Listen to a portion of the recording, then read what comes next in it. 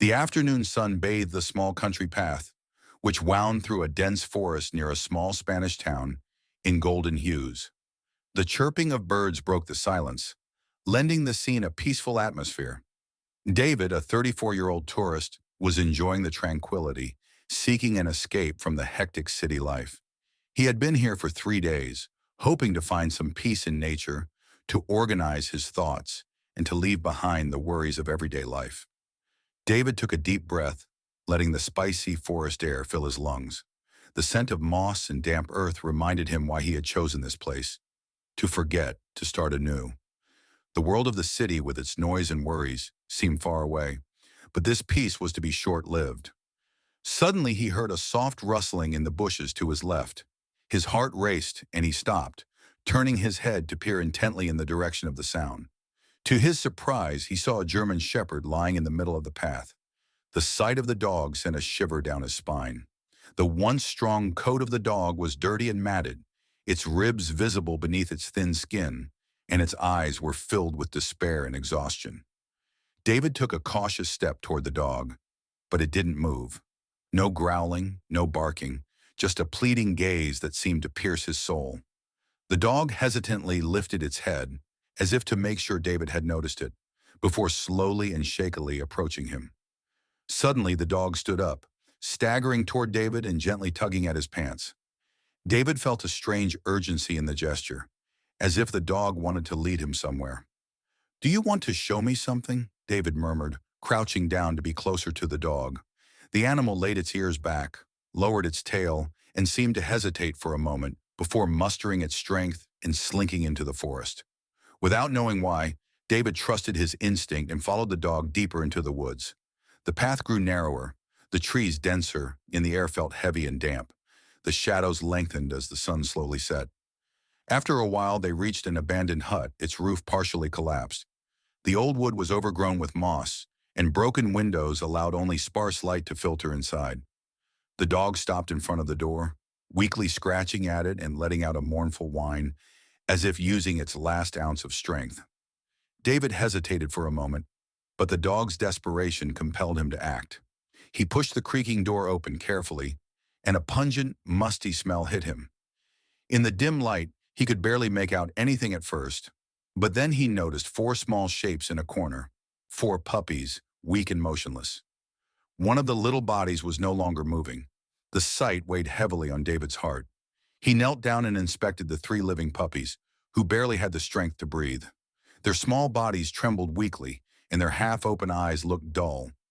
In another corner stood a rusty metal cage with dried bloodstains. The dog cautiously approached the puppies, licking them gently, and then looked pleadingly at David, as if begging for help. "I won't leave you here," David whispered resolutely. He carefully wrapped the puppies in his jacket and lifted them gently. The dog followed him closely, as if it knew this stranger was its last hope. With quick steps, David made his way back as the sun slowly disappeared behind the trees. His heart pounded and his thoughts raced. He knew he had to act quickly to save the little lives. The mother dog ran by his side, and despite her exhaustion, she never strayed from him. Her gaze remained fixed on the puppies as if she feared the rescue might come too late. When the first lights of the village appeared in the distance, David felt a spark of hope. Maybe, just maybe, he would make it in time. David ran as fast as he could, the puppies safely wrapped in his jacket, while the mother dog ran beside him. Each step kicked up dust, and his thoughts tumbled over one another. What had happened in that hut? Who had left the dogs there? And most importantly, would the puppies survive? When he reached the village, he saw the animal clinic at the end of the main street and headed straight for it. Without hesitation, he pushed the door open and called out, "I need help!" A woman in her 50s, with her hair tied up, came running from a back room. Her eyes widened as she saw the exhausted animals. "My God, what happened?" she asked, carefully taking the puppies and placing them on an examination table. "I found them in an abandoned hut," David explained breathlessly.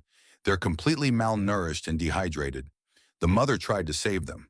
The veterinarian nodded and immediately began the examination. She felt the small bodies, checked their eyes, and listened to their weak heartbeats. Her expression revealed deep concern. "The little ones are in critical condition," she said. They're severely dehydrated and completely exhausted. I'll prepare IVs and try to stabilize them."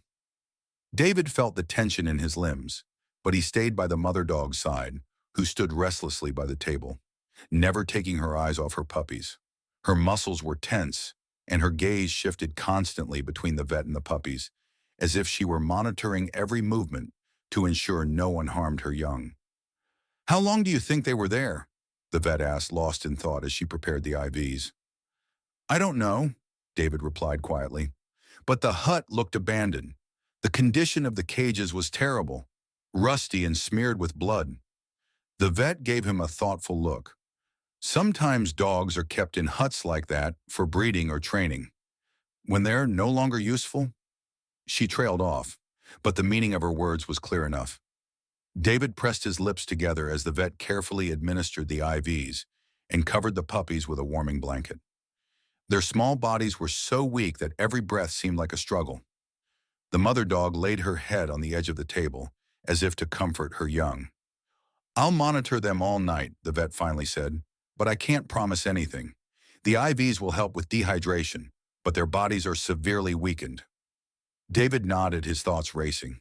He couldn't believe someone could be so cruel as to abandon these innocent animals to their fate. The thought filled him with anger, but he knew he had to stay strong, for the puppies and their mother. The hours passed and the monitors beeped softly in the background. The mother dog barely moved, eventually lying down beside the table and staying awake. David stayed nearby, ready to intervene if necessary. He stroked the mother dog's head and spoke soothing words. "You fought well," he murmured. "Now we're here. You're not alone anymore." The mother dog lifted her head slightly and rested her muzzle on David's knee. Her eyes reflected a mix of exhaustion and hope. David smiled weakly and gently stroked her tangled fur. Despite everything, he felt a deep connection to her, as if they shared a common mission. The night dragged on, and David couldn't stop exhaustion from overtaking him. He leaned back and closed his eyes for a moment, but the mother dog's soft whine jolted him awake. One of the puppies had moved, a faint twitch of its small paw. The vet hurried over and checked its vitals. "That's a good sign," she murmured, "but it's going to be a long road." David smiled weakly and stroked the mother dog again. "We'll make it," he whispered. The sun rose, bathing the clinic in soft morning light. Hope began to bloom, but uncertainty remained. David knew this was only the beginning of a long battle. The mother dog closed her eyes, exhausted, while David kept watch beside her. He thought about all the suffering she and the puppies had endured and promised himself he would never abandon them. As the first rays of sunlight streamed through the window, he felt a glimmer of hope, a new chance, a new life for the little family. The mother dog lifted her head once more, as if greeting the morning sun. David couldn't help but smile. "You're a fighter," he whispered. In that moment, he knew he would do everything to provide this little family with a safe home. The following days passed in a mix of hope and fear. David spent most of his time at the clinic, never leaving the puppies or the mother dog. The vet, who had introduced herself as Carmen, did her best to save the little lives. Each day brought new challenges, and progress was slow but noticeable. The mother dog never left her puppy's side, her gaze vigilant, though her head often drooped from exhaustion. Carmen tended to the puppies with fluids and nutrient-rich food, while David cared for the mother dog, giving her fresh water and soothing her with gentle words. It seemed she had finally understood they were safe. One night, as the clinic was enveloped in darkness and only the monitors beeped softly, David heard a faint whine. One of the puppies, the smallest and weakest, had opened its eyes. David held his breath and called softly for Carmen. She hurried over and checked its vitals. "He's fighting," she whispered with a smile. "That's a good sign." David felt a wave of relief that nearly brought tears to his eyes. The mother dog lifted her head and gently licked the little one's face, as if encouraging it. It was a moment of hope, and David couldn't help but look at the little family with affection. A few days later, the puppies were stable enough to leave the clinic. Carmen had thoroughly examined them and explained that while they were still weak, they had a good chance of fully recovering. David knew immediately he couldn't leave them on their own.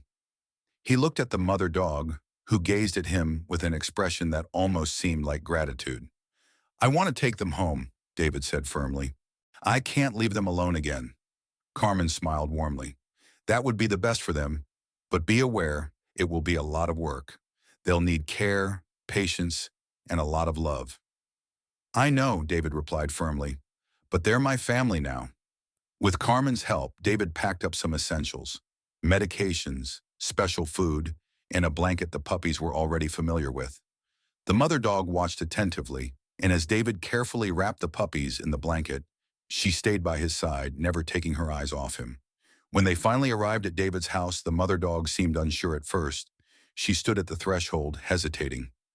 David gently placed the puppies in the living room and crouched down beside her. Come in, girl, he said softly. This is your home now. After a moment of hesitation, the mother dog cautiously stepped over the threshold and entered the house. Her eyes scanned the room, and finally she lay down beside the puppies who were cuddled together. David prepared fresh water and food and set up a cozy spot for the little family. He knew it would take time for the mother dog to fully trust him, but he was ready to walk that path with her. The following days were marked by small progress. The puppies began to explore their surroundings curiously, and the mother dog gradually relaxed. One evening, as David sat on the couch watching the puppies play, the mother dog cautiously approached him and rested her head on his lap. David paused and gently stroked her. It was the first time she had sought closeness on her own, and he felt she was beginning to trust him. You're a fighter, he whispered. I'll take care of all of you. The mother dog lifted her head and looked at him, her eyes filled with gratitude. In that moment, David knew their bond had grown stronger. He would give them a new life, a life full of love and security. As the puppies playfully tugged at his shoes and the mother dog relaxed beside him, David felt a sense of peace for the first time in a long while. Yet deep down, he knew the mother dog's past still haunted her. He could only hope that the wounds in her soul would heal with time, and that he could show her what it meant to be loved. The weeks passed, and the little family flourished under David's care. The puppies grew stronger, playing in the garden and chasing each other across the lawn. Their coats now shone, and their eyes sparkled with joy.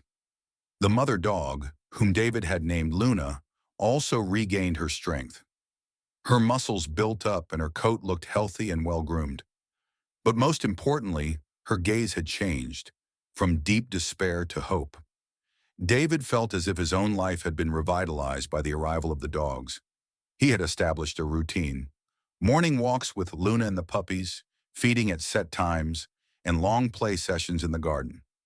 Luna remained vigilant, but she finally showed signs of relaxation.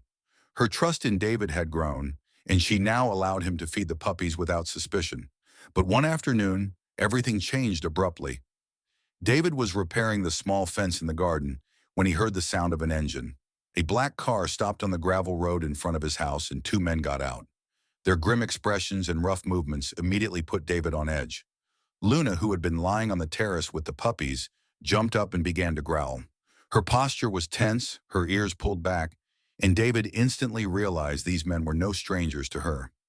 "Nice house," the taller man said sarcastically as he approached. "You've got something that belongs to us." David stepped protectively in front of Luna and the puppies.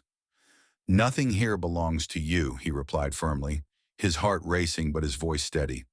The shorter man, wearing a leather jacket, laughed mockingly. "The dog, she's our breeding stock. Do you have any idea how much she's worth?